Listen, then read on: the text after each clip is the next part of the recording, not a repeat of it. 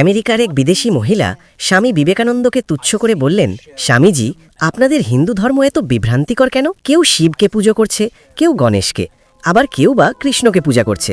আসলে আপনারা কাকে মানেন?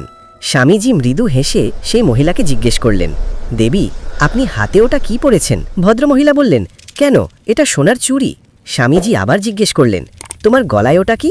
উনি বললেন, এটাও সোনার হার। তখন স্বামীজি বললেন, আচ্ছা, আমি যদি এইসব গয়নাকে আগুনের তাপে গলিয়ে ফেলি তাহলে শেষমেশ কি পড়ে থাকবে? ভদ্রমহিলা উত্তর দিলেন, স্বামীজি, তখন তো শুধুই সোনা পড়ে থাকবে। তখন স্বামীজি হাসতে হাসতে বললেন, উত্তর তো আপনি নিজেই দিয়ে দিলেন। যেমন সোনা একটাই, কিন্তু তার আকার আর নাম আলাদা আলাদা, ঠিক তেমনি পরমাত্মা বা ঈশ্বর একজনই। আমরা ভক্তরা তাকে কেবল আলাদা আলাদা রূপে আর আলাদা নামে ডাকি, কিন্তু ঈশ্বর এক এবং অদ্বিতীয়।